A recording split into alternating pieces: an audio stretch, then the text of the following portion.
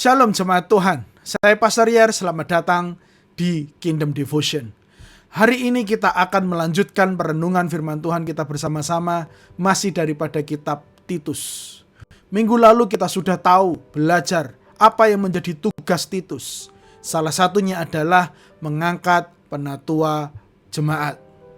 Apakah penatua jemaat itu? Penatua jemaat adalah mereka yang terpanggil untuk melaksanakan pekerjaan penggembalaan untuk menemani pendeta yang bertugas di gereja tertentu. Oleh karena sebuah tugas dan tanggung jawab yang tidak mudah, maka penatua tersebut harus lolos uji daripada beberapa persyaratan. Harus ada standar supaya seseorang bisa masuk dikatakan menjadi seorang penatua. Jika tidak, maka itu tidak akan bisa berfungsi dengan baik.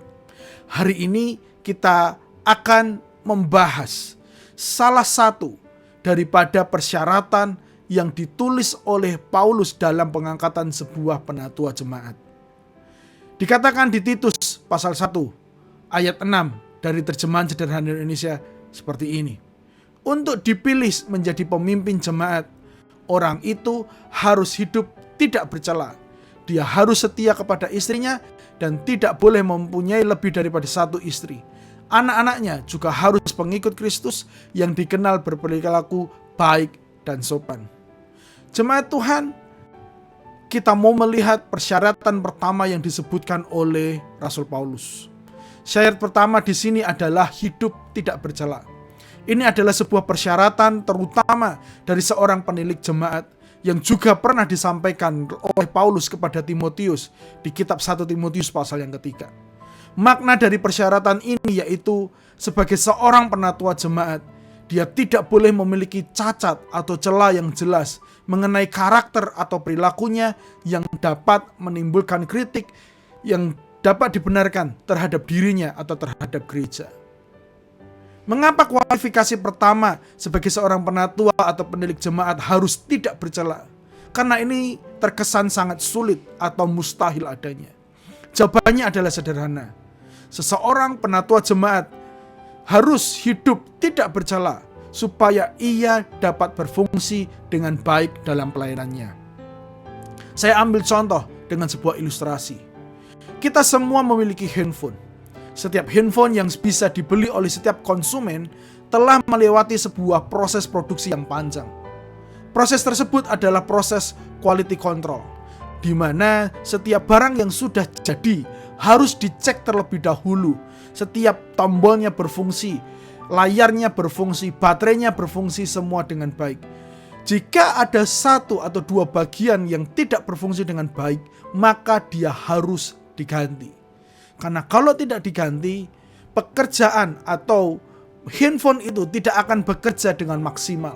Akan ada komplain, akan ada penuntutan daripada konsumen karena mereka sudah membayar dengan uang mereka, tetapi tidak mendapatkan handphone yang bisa bekerja secara maksimal. Sama halnya dengan kepemimpinan gereja. Kalau kepemimpinan gereja bisa bekerja secara maksimal, maka para pemimpin tersebut harus hidup tidak bercela. Hal ini bukanlah sesuatu pekerjaan yang mudah, tetapi masih bisa dikerjakan. Orang mungkin berpikir bahwa mana mungkin kita bisa mencari orang yang hidupnya tanpa cela.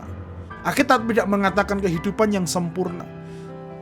Masih memiliki kelemahan, namun paling tidak kelemahan itu tidak boleh menjadi alasan untuk menuduh gereja untuk tidak berfungsi dengan baik. Jemaat Tuhan, saya tahu ini adalah persyaratan untuk penilik gereja. Tetapi biarlah ini juga menjadi kerinduan kita bersama-sama, di mana kita semua terus berusaha untuk memiliki kehidupan yang tanpa celah. Saya tutup dengan Kolose pasal 3 ayat 7 sampai 9. Dan jangan lupa bahwa dulu kita pun hidup seperti itu, tetapi sekarang marilah kita masing-masing membuang semua hidup lama yang ada dalam diri kita seperti marah, membenci, dan menjelekkan orang lain, serta ucapan yang kotor. Sebagai saudara-saudara seiman, kita juga tidak boleh saling menipu. Karena kita sudah membuang sifat hidup lama itu seperti membuang pakaian rusak. Biarlah kehidupan kita terus berusaha untuk menjagainya sehingga kita memiliki kehidupan yang tanpa celah. Saya mendorong, berjaga-jagalah, berdoalah. Semakin dekat dengan Tuhan, itu akan menjagai diri kita supaya kita memiliki kehidupan yang tanpa celah. Mari kita berdoa. Bapa, kami sudah mendengarkan firman-Mu pada saat ini, merenungkan dari pesan Rasul Paulus kepada Titus, di mana seorang penatua atau penilik jemaat haruslah mereka yang tanpa celah. Bapa, sesungguhnya inilah kerinduan kami semua. Kami mau supaya kami bisa memiliki kehidupan yang terus menjadi berkat dan membawa dampak bagi orang. Mampukan kami, tolong kami semua. Bila kami terus menjagai, berjaga-jaga, supaya kami memiliki hidup yang terus bisa menjadi berkat buat sesama kami. Tolong kami ya Bapa, tolong kami.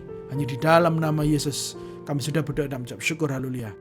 Amin, amin, amin. Jemaat Tuhan, kehidupan tanpa celah seharusnya keinginan seluruh orang percaya yang pernah ditebus dengan darah anak domba Allah. Tuhan Yesus memberkati dan sampai jumpa minggu depan.